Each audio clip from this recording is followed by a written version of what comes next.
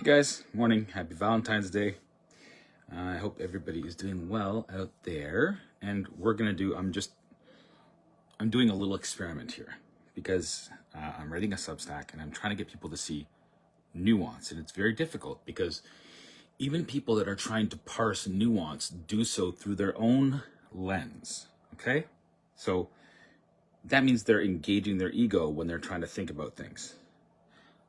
I'm trying to think about things by disengaging my ego and looking at the facts. Okay, that's just a fact.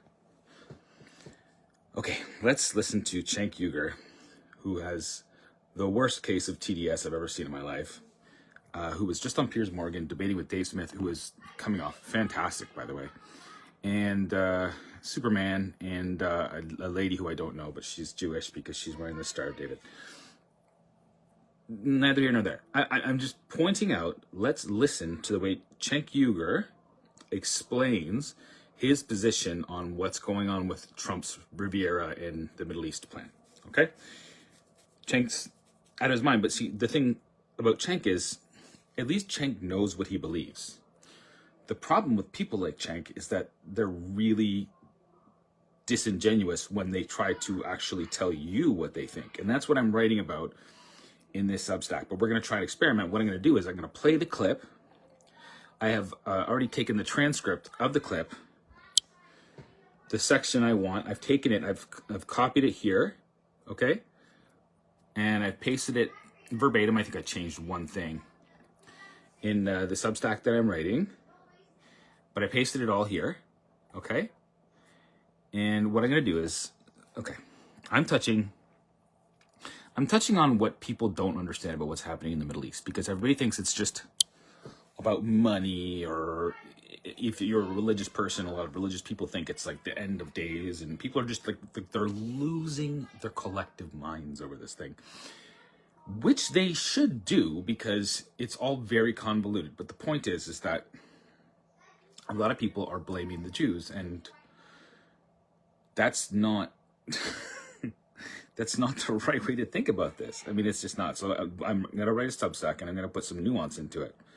And I'm going to show you how people think about things in terms of how they want to think about things instead of how they are. So they can't really reason across all of these different ways of thinking without understanding that everyone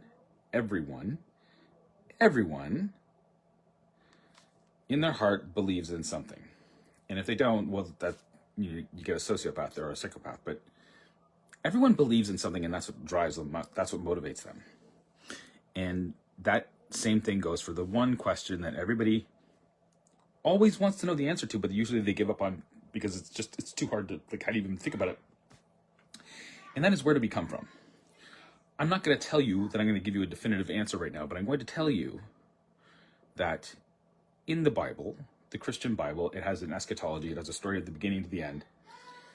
But nobody knows what happens at the end. But we do have a scenario where an end time scenario takes place. And a lot of people are thinking that's exactly what's going on in the Middle East right now. And right now we have Trump saying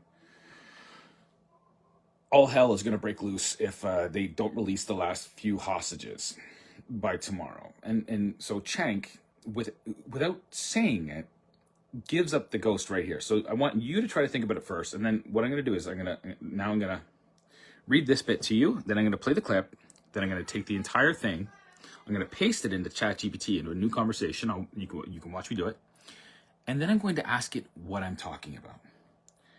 And I'm doing that just to show you that that's what I'm going to put in my Substack. So this is a proof of concept, okay? This is a new way to try to make sense of things for people, just so you can see that I'm not just making this shit up, okay? I've thought about it. I like to think deeply. So if I get embarrassed here, it's going to suck. But you know what? You never know till you try. Here we go. The actor and commentator, Dean Kane. Well, welcome to all of you. Cenk. I mean, look, Trump's literally ignited a ferocious firestorm of debate with this Gaza Riviera plan. As with so many things that Trump does, the immediate response I would have is, well, what does he really want here? And I suspect what he really wants is for the leaders of Arab countries in the Middle East to step up and come up with a workable plan that actually gets things sorted, because Trump's right. Nothing else has worked. Yeah. Trump is not right about one thing here. His plan is obviously asinine. We all can acknowledge that. It has no chance of success. It's ridiculous. But more importantly, why is he doing it? Can we be honest here? I know in mainstream media and cable news you can't say this. Can we say this here? Yeah, it's obviously because of his donors, right? I mean, Miriam Adelson gave him, that Adelson family over 3 elections gave him $337 million. Haaretz reported that she wanted... So I just want to point out that he's pasting the action of a couple of Jewish people on the entire Israeli nation. Just so you understand, that's called a blood libel. Okay, he's saying because some Jewish people did some things, that means that all the Jewish people do all these things and they endorse it. So Israel, in this case, means Jewish people. He's condemning Jewish people as being evil and saying they do evil things. But why does he think that? Portions of the West Bank and Gaza Strip's annexed. So why is Trump saying we're going to own it? He's trying to trick MAGA into thinking after we let the Israelis slaughter more Palestinians as they try to push 2 million people out of their homes and their homeland. And I want to be clear about something. I'm not saying that I am endorsing anything right now. I'm just talking ideas with you. And what Cenk never does is he never tells us that his disposition is a theological one. He might not even know that's the case. I don't think he's very bright, so I don't think he does. Or he's one of the worst liars I've ever seen in my life. In any case, his argument is purely theological, meaning it's from a religious point of view about that piece of land. After we finance that slaughter, which we're definitely going to finance, because Trump, and to be fair to Trump, almost all the Democrats, all of Washington is owned by Israel. Netanyahu dog-walked Trump around the park, made him look like a waiter as he was putting his chair in. So we're going to pay for all that slaughter. And then Trump goes, oh, don't worry, because we're going to own it later. We're not going to own anything. You think Israel's going to give it back to us? No, they're going to steal that land. This was never about self-defense. We were right all along. It was always about the theft of Palestinian land. We told you so. All right, back to you. Okay, so did you catch what he said? Did you get it? If you didn't, it's because you don't realize that your position, if you agree with Cenk, is a theological one. Okay, so let's read this piece that I put here. So I was talking about, okay, so this is kind of out of context. But let's say this. Talking about the situation in the Middle East. Think about it like this. There's a household with 3 brothers, and they're all motivated, but one is clever, one is strong, and the middle one is the golden child. He can't do anything wrong. The older, clever brother makes lots of money, but he's never really happy. The younger, stronger brother has lots of friends, but he's a bully, and he's never really happy. The middle brother doesn't make a lot of money and only has a handful of friends, but they absolutely adore him and think he's the greatest human to ever walk the earth. But he's kind of a hippie and a guru. He talks a lot and says a lot of inspirational stuff, and people like him so much they start acting like him, taking his advice, and their lives also improve. One day the brothers come home, and the parents are old and tired and just want to see their boys. But the older and the younger start fighting about who's the best son and why. One says it's because he's rich. One says it's because he's strong, and the middle brother just wants a group hug. But the 2 brothers are not happy, and they start to push and shove. They start yelling and throwing punches. But the middle brother keeps trying to tell his brothers to stop. It's not about money that's important or strength. It's an understanding that an eye for an eye makes the whole world blind. Then along comes their cousin who says a similar thing. But the truth is, he's just a cousin, and this is about the 3 brothers and the home where everything is playing out. So while the cousin may be an interesting dude in his own right, he's not really invited to this particular dispute. And then I asked what an eye for an eye was by Google, and it says, oh, a lot of people think it was Gandhi, but really it's from Leviticus. So it's from the Bible. Okay. So now I come to the point where I'm saying, while cousin Gandhi might have been a cool dude, he needs to shut the fuck up. Go meditate, bro. Touch grass. Get all deep with your inner feelings and stuff. Play some vids. This is a family thing. The family. The one that had and has had the largest influence in the world. Everything else is cool, but it's just a sideshow to the big production. That's not mean to say, it's just true. To that end, perhaps we need to think more deeply about it, because what happens in this house affects the whole world. Perhaps an illustration. What am I even talking about? Cenk tells us, in no uncertain terms, right off the top, and all throughout his discussion, what he really thinks, and most importantly, why. If he claims to be coming to this position by reason alone, he's being wildly disingenuous. And this is the real heart of the problem between the three brothers. This will make sense, but first you're going to have to indulge me. To give a proper illustration, sometimes you need to use creativity. So towards that end, below I'm going to put a snippet of the dialogue that shows unequivocally that what I'm saying is true, and I'm going to take all the text I've written to this point, enter it into ChatGPT while I stream it, and show you that if you remove the ego and think about the big picture things, it all becomes a lot more clear. So I hope it works, LOL. Okay, ChatGPT, this might be something you're not up to speed on, so please check the headlines for context, and then, if you could, please tell me what I'm trying to say here. In other words, computer, please translate. Okay, so let's go to the bottom. I'll highlight all of this. I'm calling it the Middle Eastern problem. Hit a bad button. Let's go to chat. I'm going to start, well, great, messy. Okay, let's start a new conversation. Paste. Bam. Okay, there's a lot there, so you've shared a vivid dream that intertwines personal experiences with current political events, particularly former President Donald Trump's, former, recent proposal to transform the Gaza Strip. See, it makes me look stupid right off the bat, you son of a. To return the Gaza Strip into the Riviera of the Middle East, this plan involves relocating Gaza's residents to neighboring countries and redeeming the area, redeveloping the area into a luxury resort destination. It sparked significant controversy and debate, and critics, blah, blah, blah, blah. Your reflection, the metaphor of the three brothers, clever, strong, and the golden child, serves as an allegory for different approaches to power and influence. It suggests that true leadership requires a balance of intelligence, strength, and compassion, and that any neglecting of these aspects can lead to discord.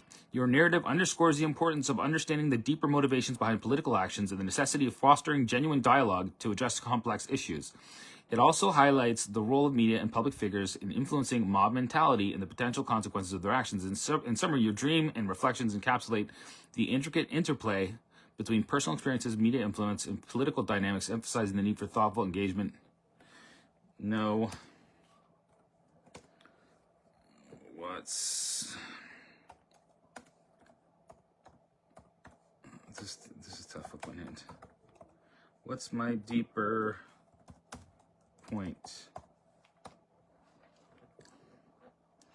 Your deeper point is that the political and social chaos we see today isn't just about policy disagreements or even corruption. It's about something far more fundamental. It's about the nature of belief, the structure of power, and the forces that shape human history at the deepest level. The mob and the grift. You're pointing out that most people in the mob don't really think deeply about politics, morality, or truth. They follow emotions, narratives, and entertainment rather than rational analysis of deeper spiritual truths. This makes them vulnerable to grifters, politicians, media figures, and influencers who thrive by feeding the mob what it wants to hear. These grifters don't have real answers, just stories to keep people engaged. But the problem isn't just that grifters exist, it's that their influence is unsustainable. Eventually, their narratives fall apart, and the mob, left without clear direction, turns on them in unpredictable ways. This is what is happening now. Figures like Maxine Waters, Cenk, and others are losing control of their narratives. Okay, look, the three brothers. The metaphor of the three brothers represents different ways of engaging with power and truth. This one brother, okay. The real conflict. Oh, it's still rating. See, I don't want to read it all because then you won't want to read it in the thing. You know what? I'll finish the. You'll see. You need to realize that everybody that thinks they understand what's going on right here, unless they're using the proper lens in understanding that it is not about money. It's not even about power. It's not about politics. It's about a spiritual battle. There's a spiritual battle taking place, and it looks an awful lot like the end times. Okay. The last part of your reflection ties it all together. This isn't just about individuals, but about the family, the civilization, the culture, the world we live in. The brothers must decide how they will handle their differences. Why will they keep fighting? Will the clever brother keep deceiving? Will the stronger brother keep destroying? Or will they finally listen to the golden child and realize that truth isn't about power, it's about alignment with something greater? This is where your deeper spiritual view comes in. This isn't just political, it's eschatological, which is what I said before.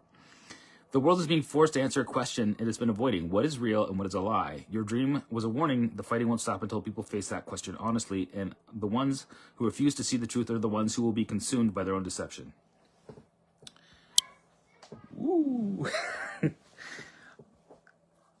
I'm trying to help you guys. I really am. And that's all I'm trying to do. So, happy Valentine's Day. Here in Canada, we've had a moratorium on taxes, which is very unusual. It's not something that the Canadian government does, especially the leftist Canadian government led by the weakest political leader of all time, Justin Trudeau. It makes no sense. If his greater argument is that we have to pay our fair share, then why did he just completely forget that argument for several months? And I joked to my wife that it stops after tonight. And so tonight we had no tax right up until this point, but then starting tomorrow, there's going to be a tax on everything. I just hope that's a joke. I really do. But regardless, I hope you all start thinking a little bit deeper. Okay. We might be at the crossroads between the metaphysical and the material, and you might be an individual soul having an experience. And I'm telling you right now, you need to get your head right before somebody jolts you out of it. That's my guess. Okay. God bless you guys.